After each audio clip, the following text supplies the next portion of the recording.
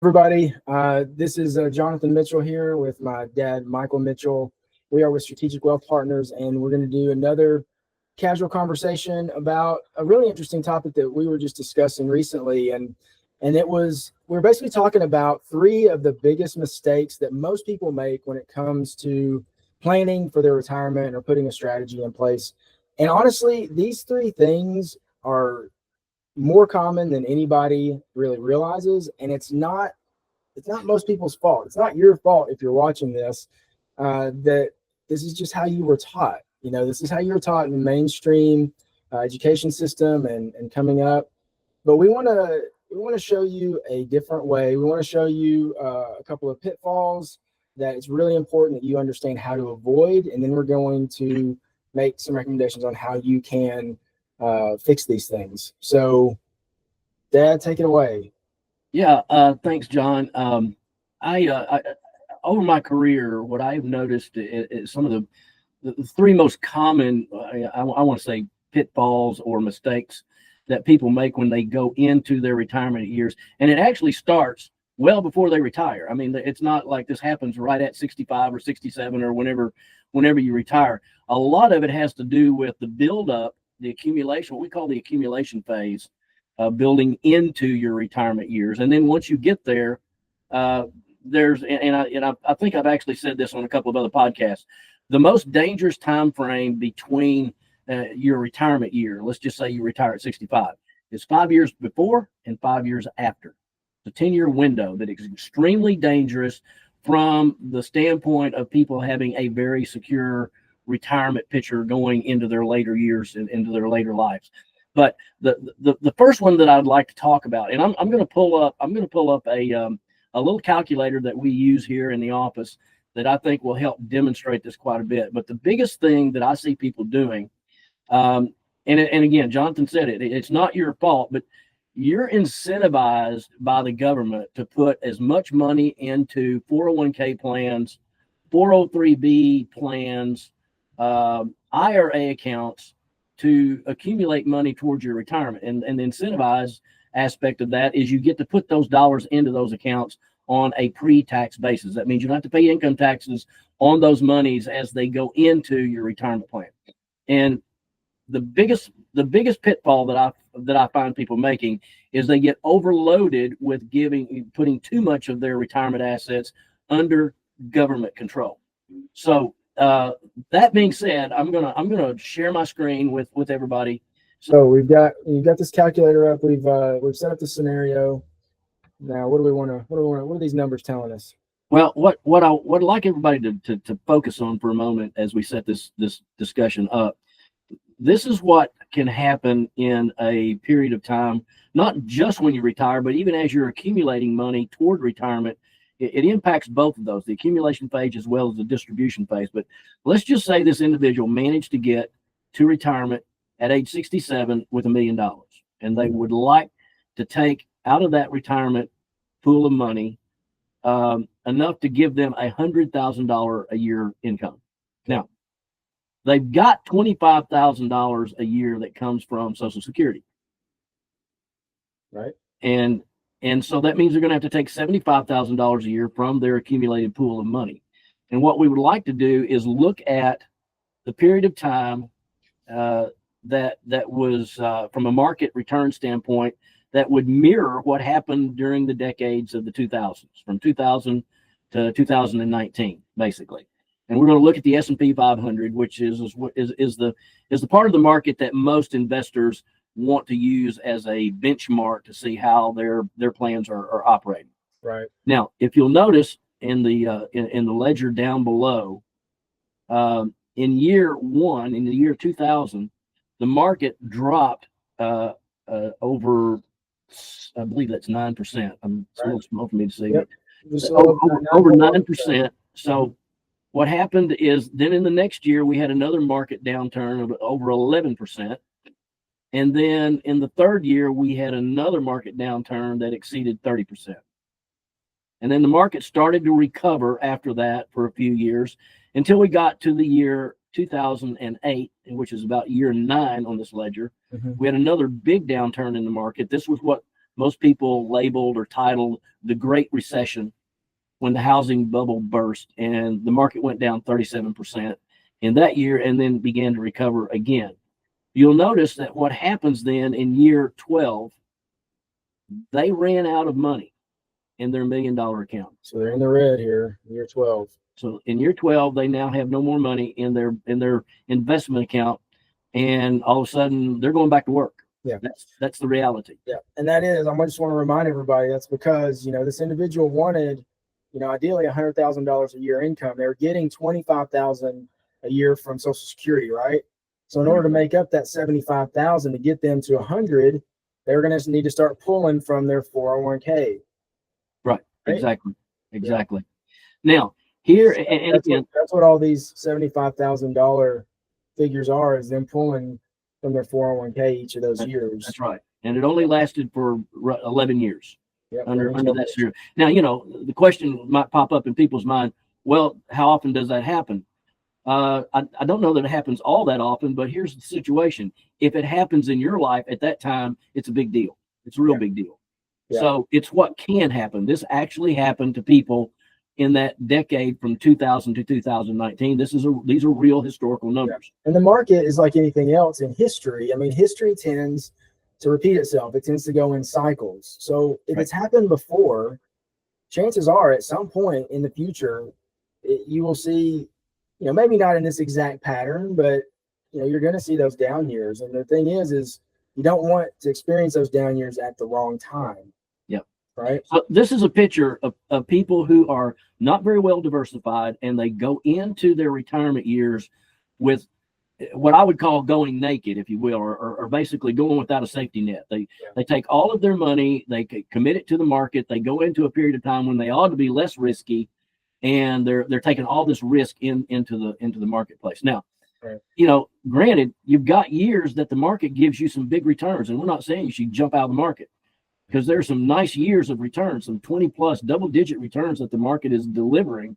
It's just the sequence of the risk that you're incurring can cause you to run out of money at the worst possible moment. Now, what we'd like to do is to show you a strategy that can be built that can fix this whole issue. So, John, if you'll go back up in that top portion of this calculator, and where it says sequence defense, have that button on.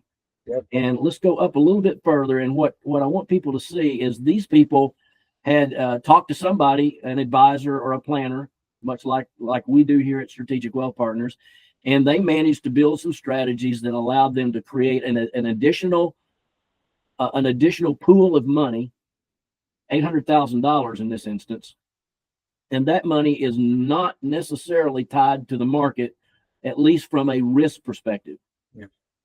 What this money needs to be is safe, accessible, liquid, and without risk. Those are the real important items on it. And what happens is these dollars are dollars you would pull from. This is what we call sequence of risk defense. When the market takes a dip and you don't need to continue to pull money from a bad situation, instead of pulling money from their brokerage account or their 401k account that's at risk, take the money from the sequence of risk defense fund. That's what we call it.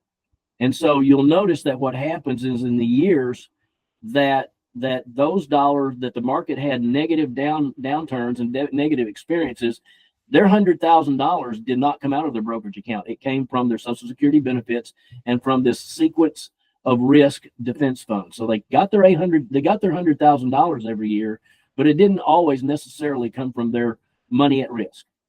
And you'll notice that if you just kind of scroll on down year after year, they got their 100,000 every year from these sources, so that in the 19th year,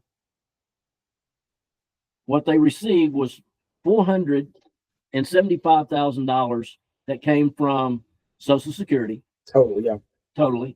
They got $800,000 that came from their Sequence of Defense Rescue Fund. And then the rest of the money, over $800,000, came from their brokerage account. So at the end of the day, if you total those columns up, they received over $2 million in total income in that time frame. and look at the story at the end of the road. They still have over $800,000 left in their brokerage account.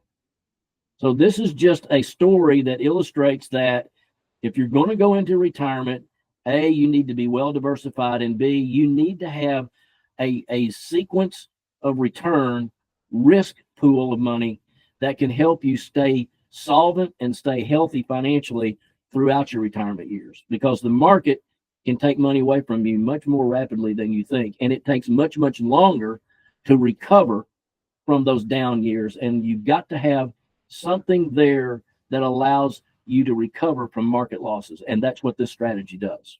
Yeah.